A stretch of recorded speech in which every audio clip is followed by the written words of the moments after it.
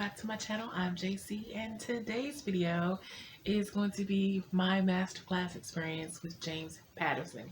I've been so excited to do this masterclass because, in case you guys haven't noticed, through my mini reading goals list and the books you may have seen in vlogs of me reading, I love James Patterson books. I don't remember the first book that I got me turned on to James Patterson, but I just Alex Cross is what kind of initiated my love of him, and it started with the movies. I love James Patterson. So all of that was to say that I've been very excited to do this masterclass. You would think I would have started with this one, but I am so glad that I finally got a chance to take it. And I will let you know my thoughts in between certain lessons, not all of them. I took as many notes as I could. I can't really understand most of my handwriting, but that is a whole nother story. I love this masterclass, and I will share my takeaways at the end of the video from all of what I got. But of course, I will give individual assessments on some of the more pertinent lessons that I found to be really helpful and think deserve a little extra attention to. So without further ado, let me slide on over. This is my masterclass experience with James Patterson.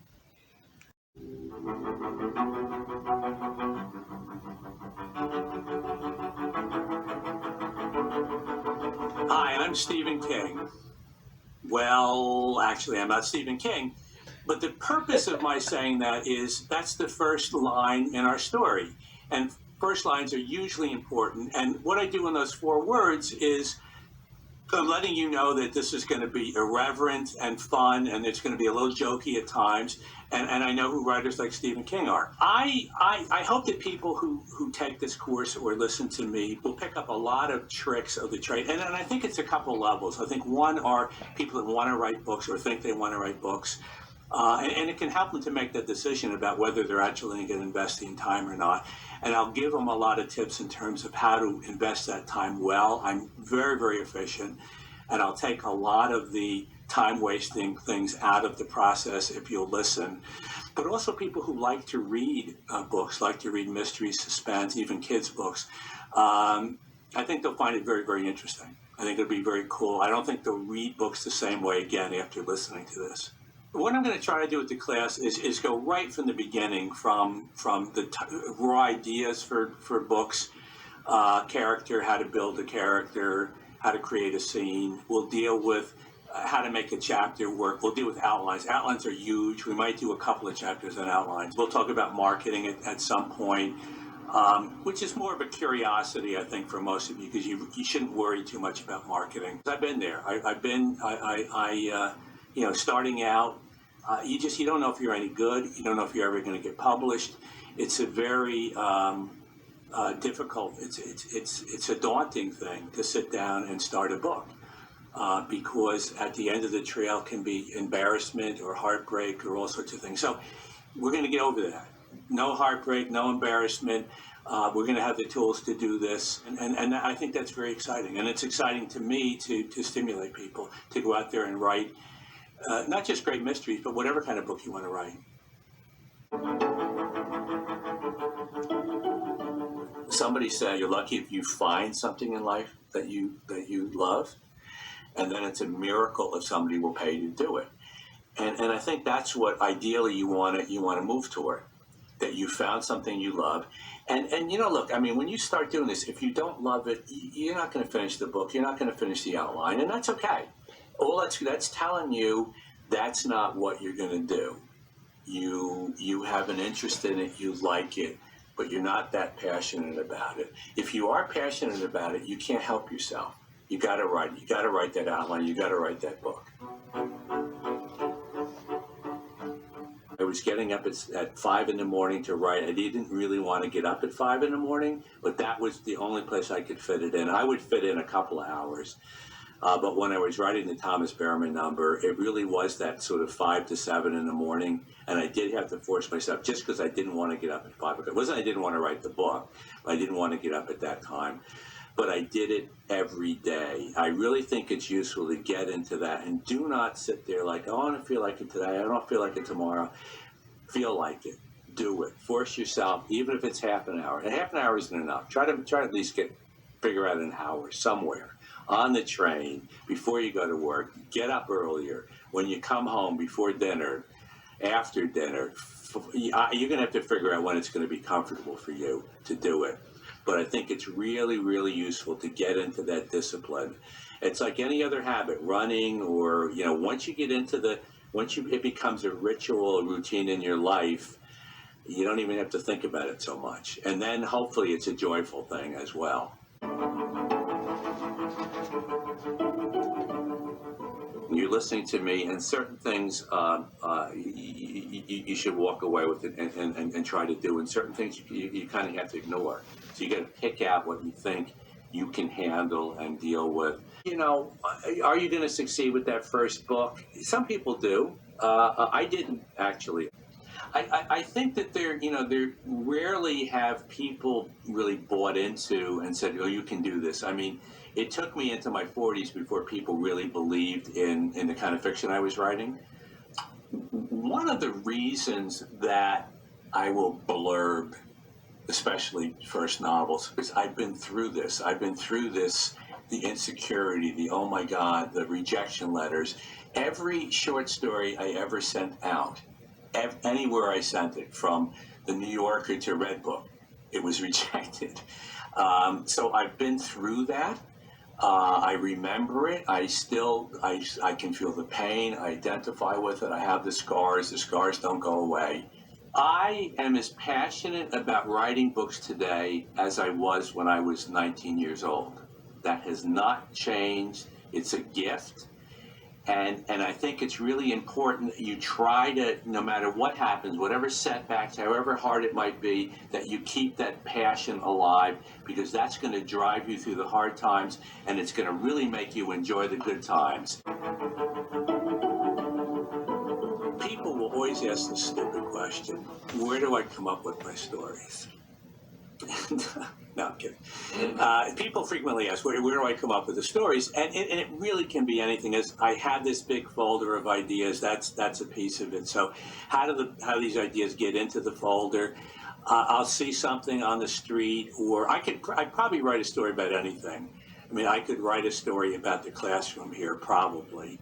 Figure out a way to make it an interesting mystery. Sometimes a title will come to me. Sometimes just some little scene I'll see in the street. Just some little thing catches my eye, and I go, oh, that stimulates something in me. You're watching, you presumably have some idea for a novel, or have had several ideas. It's really going to depend on what kind of novel do you want to write.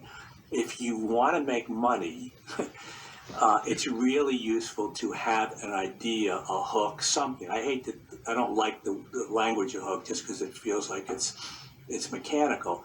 But idea, for a story idea, that when you tell people that idea, they go, tell me more. Okay? That's really important. I think one of the funny things that writers do, and all of us do it, and I've done it, is that thing of you wake up in the middle of the night and you got to jot something down. I have stopped doing that. What I found is, if it really is a good idea, I will actually remember it. And having read all these various things, I go, this really isn't that terrific, and I got up to write that down. So I think you're going to remember your good ideas. There's a certain point where you do want to write them down. I have a big folder of ideas. I'm literally this thick. And when it's time for me to consider a new book, I will take out the folder and just start going through, and I'll usually write on a pad, just bulleted, 4, 5, 6 ideas that for whatever reason I'm feeling kind of good about. And then I stare at them for a while, and then I'll usually come down to one of them and go, let me see, let me start to put together an outline on this idea. Now, most people don't do that, but they probably should. I mean, you know, to keep an idea folder, I think is a really good idea. Do that. I mean, just start jotting down in just a couple of sentences, not a lot. Just what's the core there. Okay, so after the first lesson is really just the introduction to the course. So 2 and 3, he's mostly talking about passion and habit and keeping the passion alive, forcing yourself and to create the discipline to write. Now he writes every single day, 7 days a week. He talks about loving what you do and believing in yourself and enduring the rejection that it's inevitable being a writer. Lesson 3, he talks about raw ideas and finding ideas in the most unexpected places and drawing from those ideas, but to distinguish between having a string of ideas and knowing, being able to craft a book from ideas. Because sometimes you can have a string of ideas that don't amount to a good story for a book. So, yeah, next lesson. Story is about the thrills and the twists and the turns, but more than anything else, it's about revealing character. In a thriller, it's how will that character react in a very dramatic situation. I really believe that character is revealed through action. Try to write every chapter as if it was the first chapter in the book. We pay a lot of attention to these first chapters because we know they're important. Try to write every chapter as if it's that important.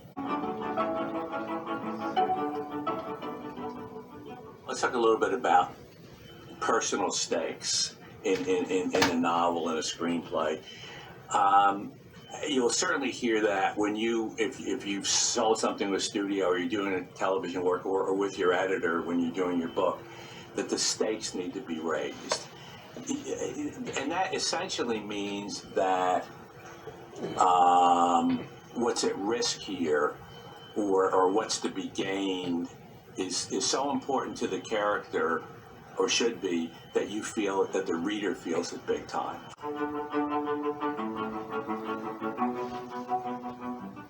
One of the keys to all drama is conflict. If there isn't any conflict, there isn't any drama. So there has to be your hero or your main character, even if the character isn't that heroic. It has to be a worthy opponent. That villain, whatever's, or the puzzle needs to be a worthy puzzle that person needs to solve. It needs to be a puzzle that you're finding is challenging to solve as the detective or whoever is assigned to solve the puzzle. Or if it is a villain, that villain is really a worthy villain, and to some extent maybe even smarter and better and cleverer than your protagonist. You're not going to be able to pull a twist and surprise people in every scene, but you need to do it. You need to do enough so that, and you need to feel it. You need to feel that if the story's lagging, what can I do? And twists and surprises are one of the things you can do. As you're starting to map out the story, less is more. Stick to the nuggets of the story. What's the story? If you had to tell me, your story in 10 minutes, 15 minutes, figure out a way to tell me that story in 15 minutes, and that'll be the core of your story. Lesson number 4, he talked about plot and having the story reveal the characters. And in a thriller specifically, you want to have a level of suspense in your story. And he says to write every chapter as if it was the first chapter. That's how he goes about his book. And if you've ever read James Patterson, his chapters are very short, very tight. That's a part of how he keeps the plot moving forward in a quick pace, the pace that he likes to write at. And he also talked about creating conflict by having a worthy villain, not just a throwaway villain, someone who doesn't, creating a villain with just as much depth as you create the main character. Even going so far as to create such ambiguity in the villain that you're not sure as the reader, do you really want the villain to pay? You have some kind of sympathy for the villain. He likes creating, he thinks that creating villains like that adds more to the story. I have to say that it does. I like a good villain where I'm not sure whether I'm going to root for him or against. Um, uh, Also talks about building in surprises and twists. Not too many, but enough twists to keep the reader guessing. He says that anytime the reader like knows what's about to happen next, you need to throw a twist in there to kind of shake them up a little bit. And see, but to stick to the nuggets of the story, the overall story. Don't get off track and veer away from the general purpose of the story. Okay, next The more you BS when you're writing a book, the worse it is. And people have a real tendency to do that with thrillers and fantasy, just to start making stuff up. And that's really hard to do. So I think the research, one, it just makes the writing better. It builds your confidence because you actually know what you're talking about. Sometimes you'll read stuff in the research and it'll give you more ideas, things that you hadn't thought of. And that's another beauty of research. Different writers have different approaches to how they use research. In some cases, they really feel the need to build credibility with their readers, and some readers really love that. A lot of authentic detail is really useful.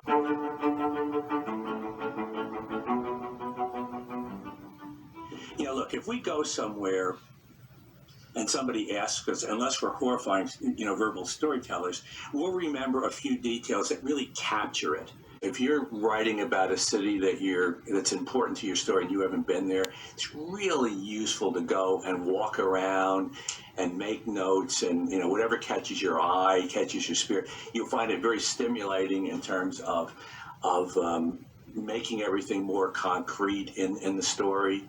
You'll come up with ideas that you hadn't had before, just wandering around and wandering the streets of a new city.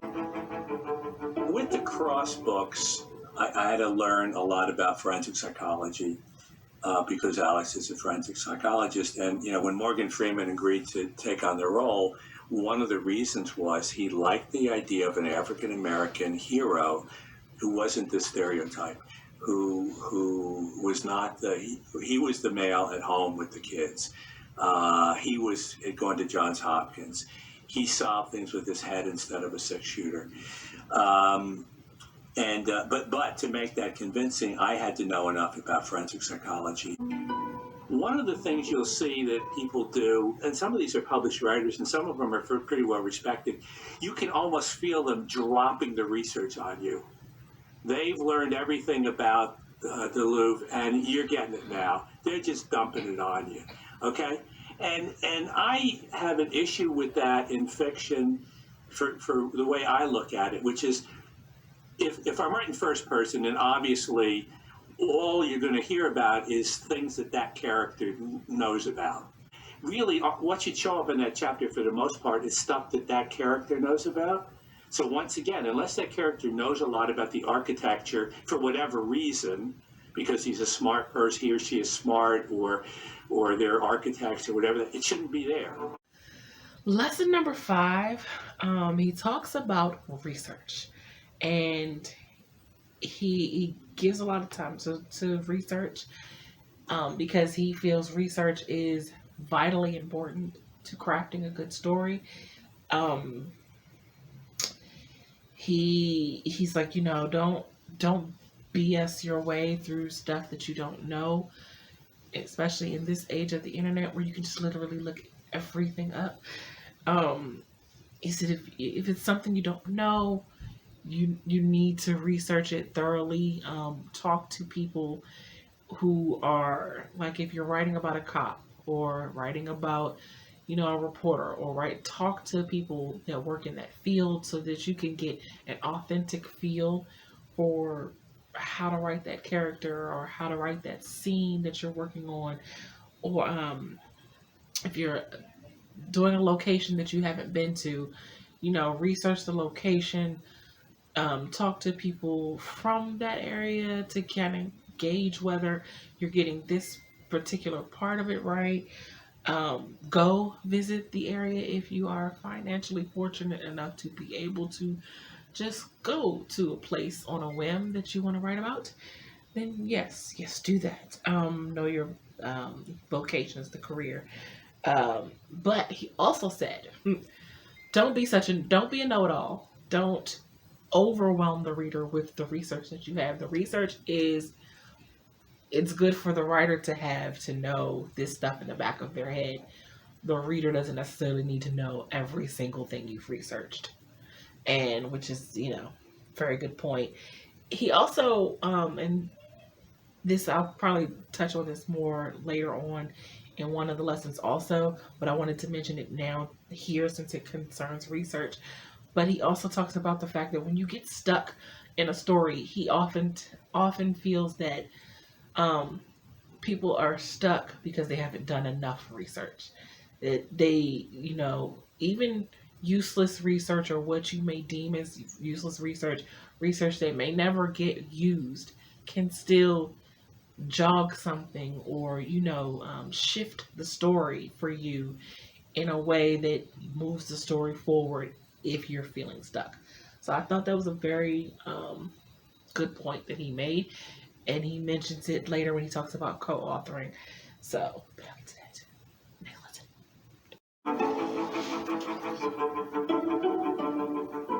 The most common mistake that writers make, especially young writers, is they don't do an outline.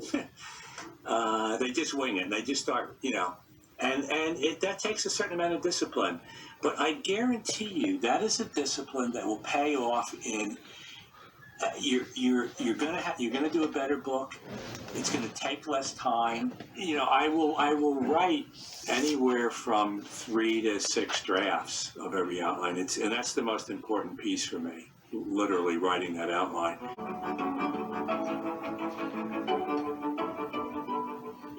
The only time I ever face the blank page is when I start the outline. And I don't find that daunting, because when you write an outline, you're not even thinking about sentences. You're thinking about laying the story. And that, by the way, is another tip. When you're writing a story, don't think about the sentences. Think about the story. Write the story down. We all know how to tell stories. We tell stories all the time. You already know how to do it. Write the story. Don't write sentences, write the story.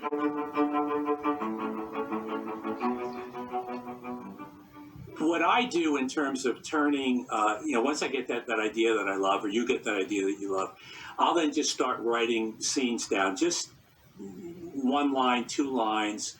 Alex Cross starts in his house. He's playing a piano. He's playing Gershwin. He gets a phone call from Samson. Something fresh and exciting that grabs you, so you want to go with Cross into the next scene. But I'll just keep writing out scene after scene, almost as though it's a movie.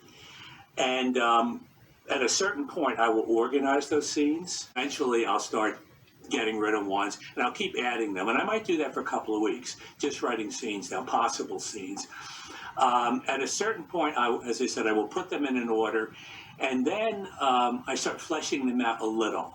Not a lot. I mean, every once in a while, I'll do one in a week and a half. But more often, it'll take me a month or 2 months. And there'll be 3, 4, 5 drafts. And every draft, just like I was writing a novel, I'm layering on more. If you're going to reveal a lot of the mystery early, you have to have a reason to do it, and it's got to be able to go somewhere from there. I mean, that's one of the tricks. Don't write yourself into a corner.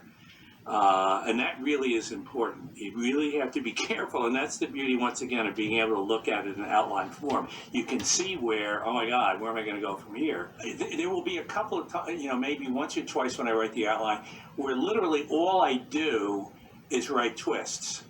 It went here, I'm going to take it here, okay? It went here, too expected. I'm going to take it here. And what does that do to the whole story?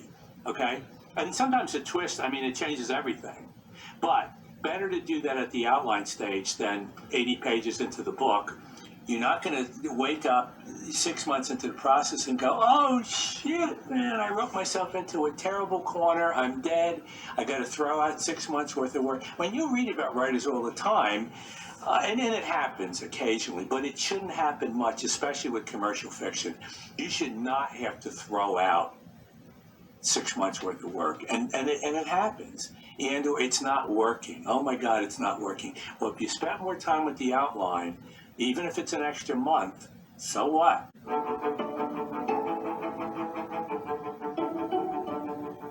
When I do the outlines and even the manuscripts, I will put notes to myself all the time. Or if I'm writing with somebody, notes to the co-writer. Things that I think are essential to make that scene work. If I don't get that part right, or if we don't get that part right, the scene isn't going to work.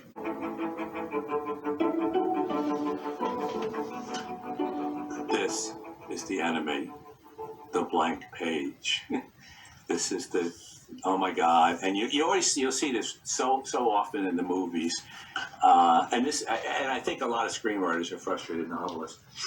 And you've seen this 50 times in the movies, and that shouldn't happen. That's just to me bad writing, where they write the first line and then they cross it out, and they write the first line again, and they cross it out, and they write the first line again. And I've seen that literally a dozen times. But there is a reality to it, which is that blank page is troubling. I really recommend just crash through, freight train through that first draft, get that story down. Apparently, I guess Raymond Chandler had that process. I have that process. A lot of writers have that process. Don't have blocks, partly because if I'm not getting it, and I know I just put TBD and I get it on the next draft, which is a useful and smart thing to do. Do not torture yourself. Just go, I'll get it, and be confident that you'll get it. Oh, my favorite lesson number 6. Actually 6 and 7, excuse me.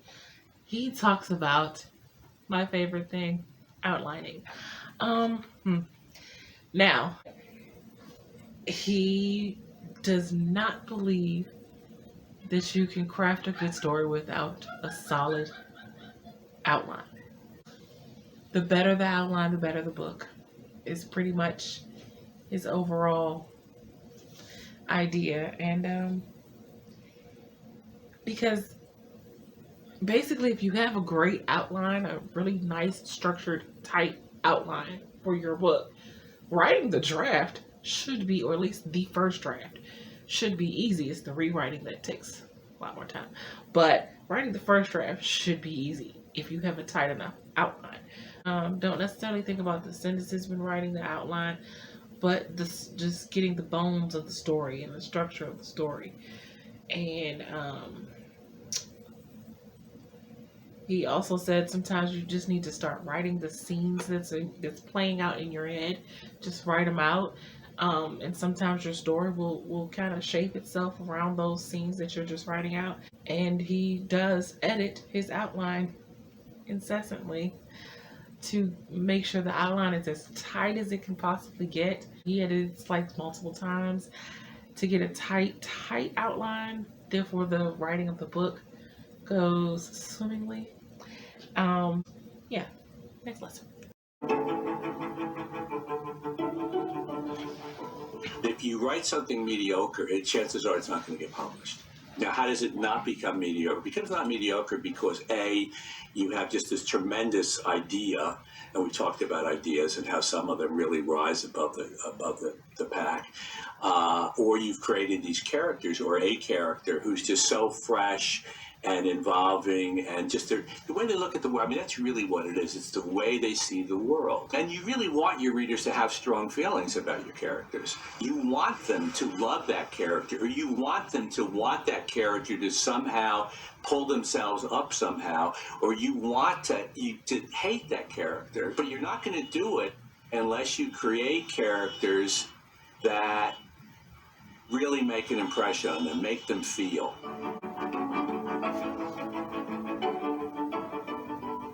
what goes into creating a character, what goes into a human being, what goes into me, what goes into you, what are the parts. One of the things that's useful, I think, is just think of anybody you've met, anybody in your life that you find interesting.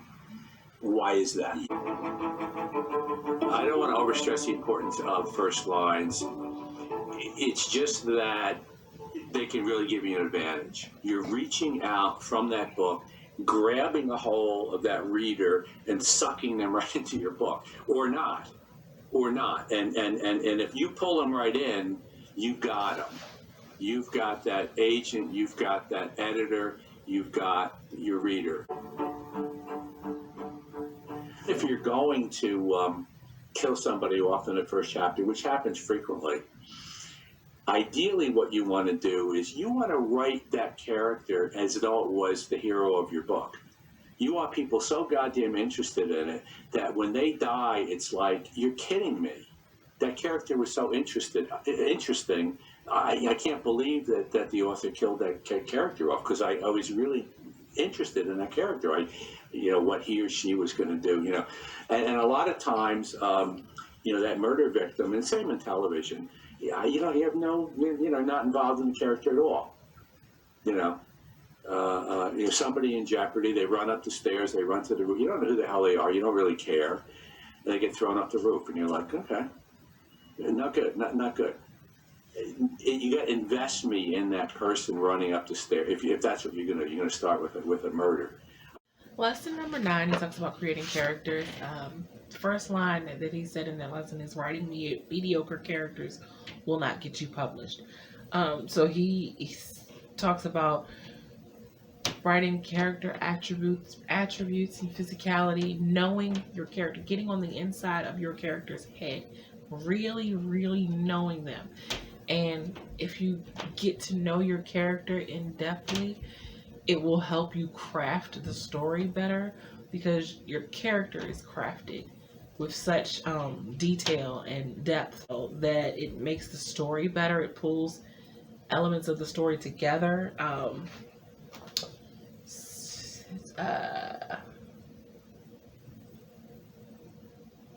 Also delving into the emotions of your character, depending on what kind of book you're writing, the emotions that they feel in any particular scene or anything that happens, getting inside of not just their head but their heart. um Creating a complex villain to rival your main character, and kind of making them play off each other, and knowing how they work together in tandem, um, creates a better rivalry, which also creates a better story. And I think he's mostly talking about in terms of what he writes. He writes mystery and thriller. He also talks about making these secondary characters also, obviously not as in detail and in depth as your main character or even your villain, but don't just have them just sitting there on the side like they're not important. We know they're secondary, so they're not the main character, but they still prop up the main character or prop up the villain in some way. So, and he gave an example. If you've ever read Alex Cross, um, one of the secondary characters he gave as an example is his grandmother, Nana Mama. That's what she goes by in the book. Um, she's secondary, but she is very vital to all of the Alex Cross books. I can't even explain why she's so vital, but if she wasn't in those books, I feel like it was missing something. And she's not a main character, but she's definitely important. So he's talking about creating secondary characters where they may not be the main character, but they're still, make them still so that they're important to the reader, where they would miss them if they weren't there. Next lesson. All of your key interchanges with your characters, I mean, they're going to be good, bad, or indifferent just because of the dialogue, and how they talk to each other is going to reveal a lot about who they are. Who's smarter? Who's taking advantage of who? Who's lying? Who's telling the truth? Who's in charge? Who's really in charge? One of the reasons that I like kooky characters is that they say kooky things. But I loved it. I like it when you don't know you don't know what they're going to say. Different writers have different feelings about how much you attribute the conversation to somebody. Larry said, or more colorful stuff, and that's really your choice. Mike Connolly, he said what Jim does is every single chapter moves the characterization and the action forward every chapter and turns on the movie projector in our heads. And that's, I think, exactly what you want to do. And that movie projector in our heads means that I could see the scene. I could hear the scene. I could smell the scene. I could taste the scene. I was getting enough information that sets me in that scene. So I could be there with the character. And that's really, really useful. Some writers don't write that way, but if you want to write commercial fiction, that's important.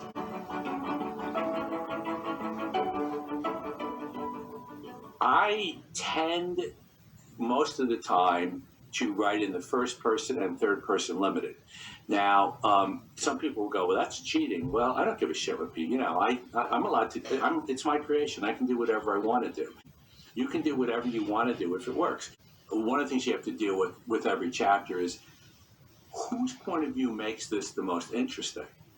If it's a crime, is it more interesting from the victim's point of view, the killer's point of view, or the detective's point of view when they come on the scene and see whatever the results of the crime is? What's the best point of view to accomplish whatever you want to accomplish there? So that's where you have to think about, okay, what's going to make this come alive the best? What you want to do is something that's fresh, that works. Your own thing, make it your own voice. And so what I want to do is I want the scene to catch me a bit. I want the voice, whatever that voice is, I want that to be appealing to me.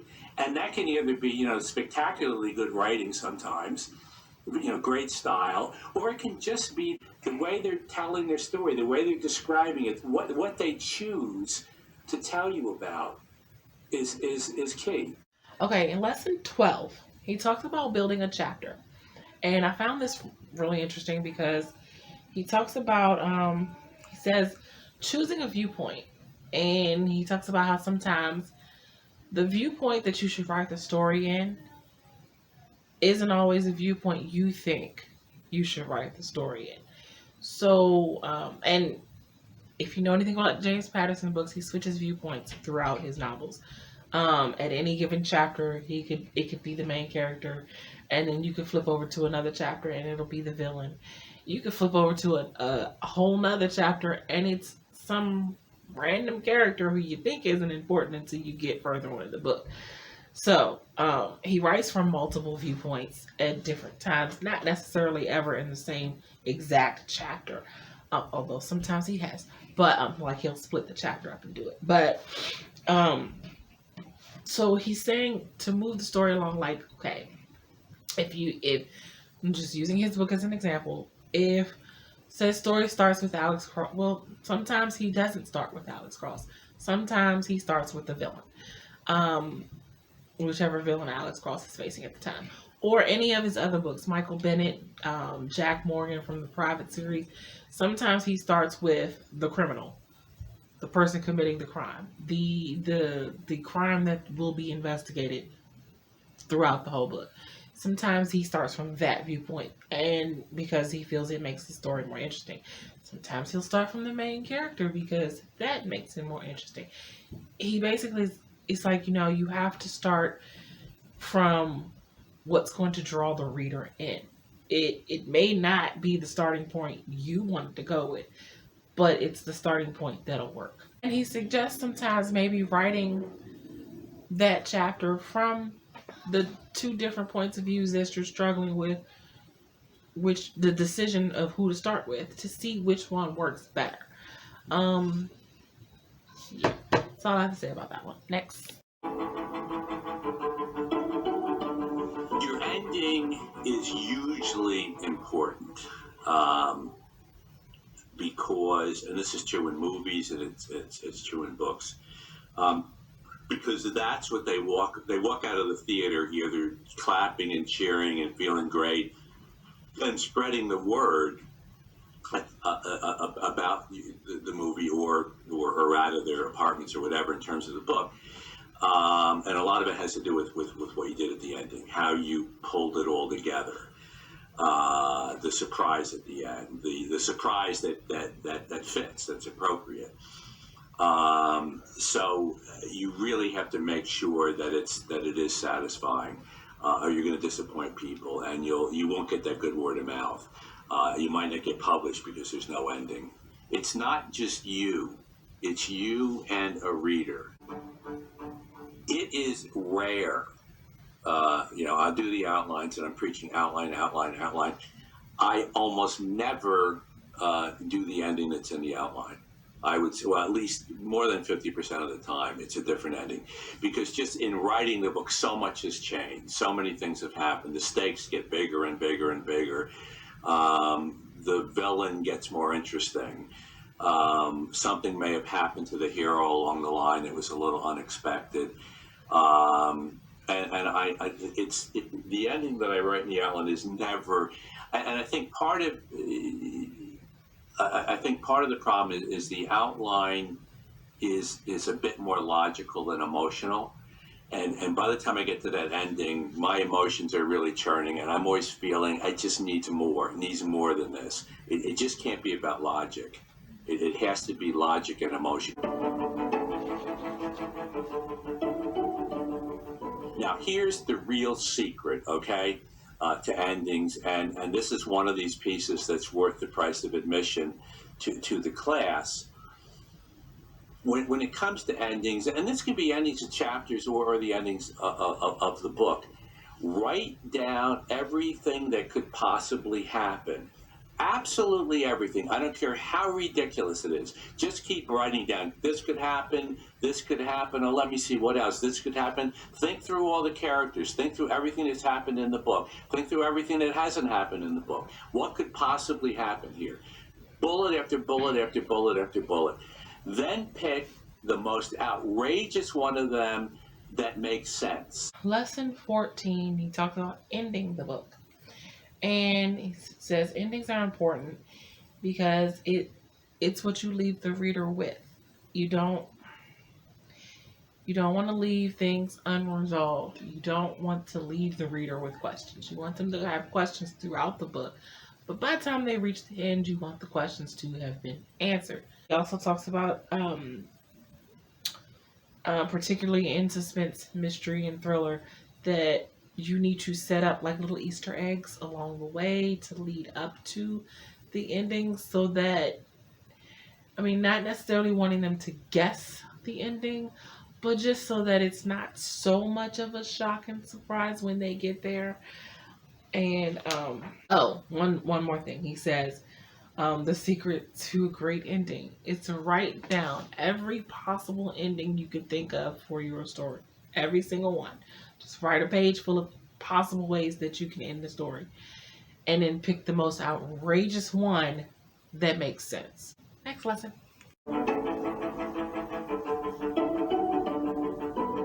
For me, and for a lot of writers, and I think for most of you, editing, polishing, and I'm talking about what you're doing yourself, not when the book gets to a publishing house. It's the whole ball of wax. It's not writing, it's rewriting, and it's rewriting, and it's rewriting. I like to do many drafts. I've done as many as 9 or 10 drafts, but I do the drafts very quickly. I don't get constipated. I don't get worried. I just keep going. Let's do it again. Let's do it again. Let's do it again. The rewriting, there's so many different pieces of it. There is the, getting the story even better, getting those chapters closer to where you want them to be. And the first rewrite, I might just be trying to get those chapters, that story, to be more coherent, clearer, just trying to make sure I've really got the heart of it correctly. And that's very important. Once again, it's always that same thing of moving the story and characterization forward.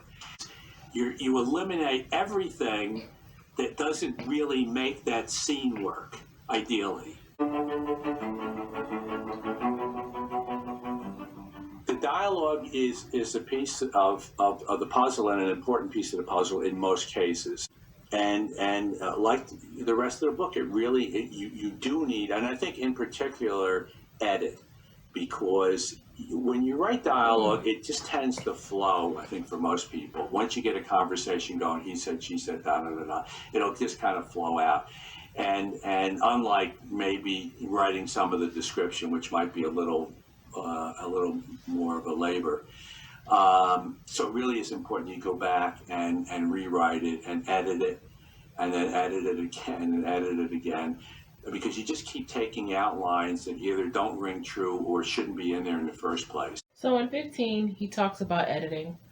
And he said while he drafts pretty quickly, the editing is kind of where all the magic happens. Most writers have said that. And he talks about he does many, many drafts of editing. He edits many, many, many drafts. And he cuts out anything that does not move the story forward. And he just talks about making sure you keep details in the story. They keep the pages turning. Keep making a page turner, essentially, and whatever stalls the story needs to go. That's pretty much how he summed it up. All right, next lesson. Some people, they're not comfortable with this idea of co-authors or collaborating, and they think it's a much bigger deal than it is. So here's what I have to say to those people.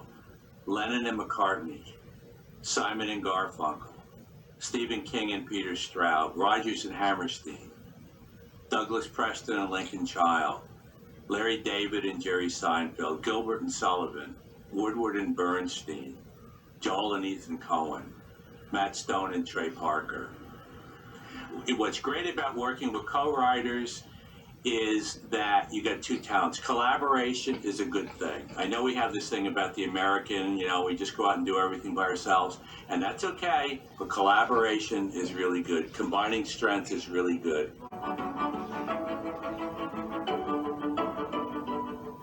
I love working with Jim. The process is terrific. I don't know how it works for other people or if we do it differently, but for me it's fantastic.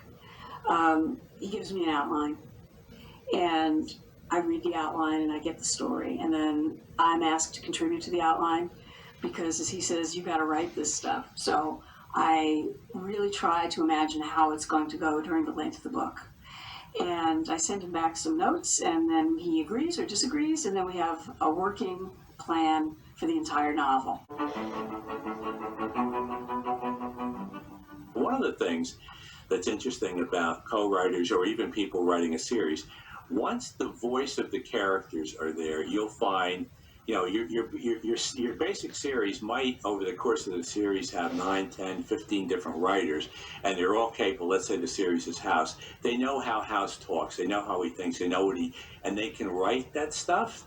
The hard part is whoever put down that first thing where they've established how House talks and thinks. That's the real hard thing. The hardest part of any project is finding the voice. How is this book going to talk to you? For instance, when we started working on the iFunny books for middle graders, finding that right voice, like, we didn't want to sound like Henny Youngman talking to you, like, hey, boom, boom, here's another joke, because that would get annoying after like 3 pages. So it took us a little while to find Jamie's voice, but once you find it, then you can kind of go off and running. Basically, the co-writing is a one-draft process. At the end of the draft, depending on the co-writer and depending on how well it's turned out, I will do rewriting. And then, as they will tell you, I fucked it all up by kind of rewriting it. I find that by and large people think either that Jim writes the whole book and then he lets us put our name on it, or that we write the whole book and we let Jim put his picture on the back. And in fact, it's a real collaboration. I say this absolutely from my heart. It's a combined effort. He's the mastermind who comes up with the big idea. I write a lot of words between the covers, and he takes the book when it's over. But it is a genuine collaboration. We're always in each other's thoughts, words, and deeds in these books, and it feels very unified.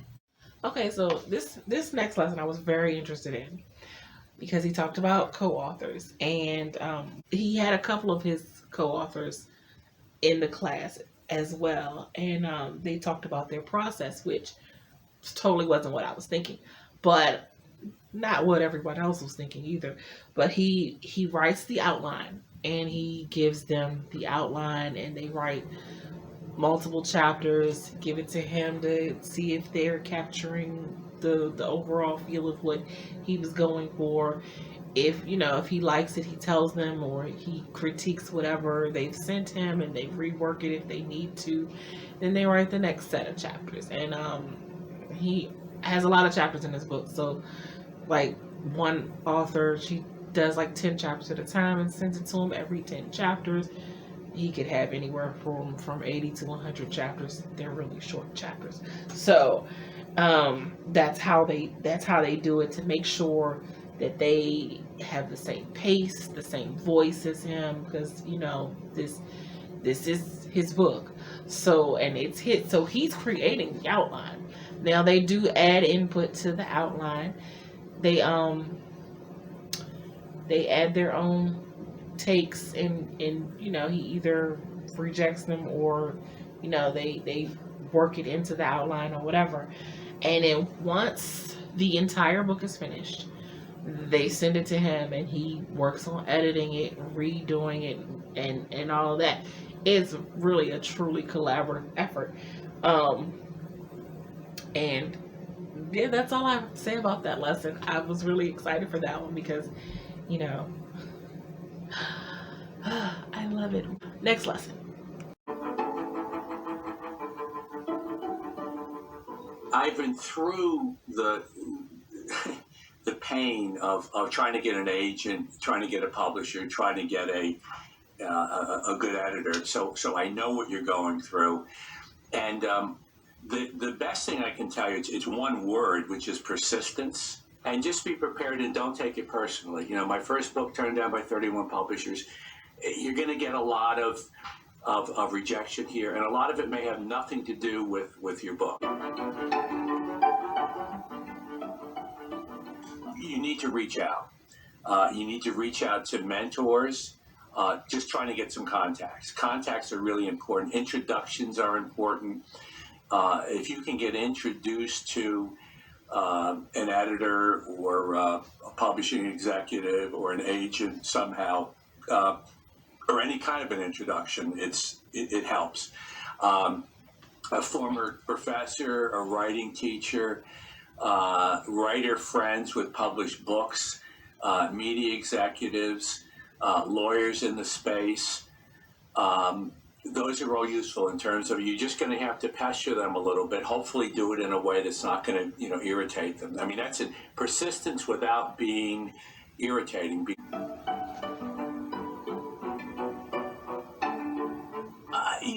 Be prepared for, once again, we go back to persistence, okay? A lot of the letters you're going to write, you're not going to get anything back from them. When the Thomas Berriman number, my first book, when that went out and was rejected by several publishers, even though a couple of the letters were encouraging, that is tough. Previous to that, I had sent, out several short stories, and you just get the little form note back. That's really tough, because at that point, and I'm sure a lot of you are going through this, you're just questioning, can I do this? Am I any good at it? Is this just a joke? Am I kidding myself?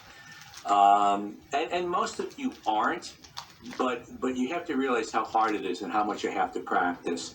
and how hard you have to be on yourself without driving yourself insane. You're going to get rejections, live with it. It's just part of the process. And I think one of the things that is important, I think, and useful is to learn to really revel in all of the good pieces. Okay, because there's going to be setbacks, and stuff's going to happen. So you give it to your spouse and they love it. Revel in that.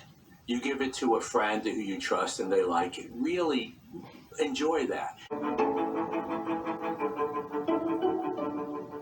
I am peculiar, obviously, and that peculiarity has had its rewards. So I share things with you, and you have to pick what's going to be relevant to you. People get too into, this is the way it's been. Here's the rules of writing. Here's the rules of literature. Here's the rule. Who said? Really, God does not come down and lay down, here are the 20 commandments of writing a story. And just because it's been done in a certain way forever does not necessarily mean it's right. And also means don't walk away from what's been done, but also you don't have to follow it blindly. Why am I doing this? I like the feeling of doing something that's going to help people. I like giving pleasure to other people. Whatever, and that's not the worst thing in the world. And that's what really, moves me. That kind of thing, that I'm going to be out there, and to some extent, for some of you, what I'm saying will change your lives and free you from whatever's stopping you from writing your books or stopping you from writing them successfully. And that, maybe you'll nudge me a little bit before you swim back out to sea and become famous.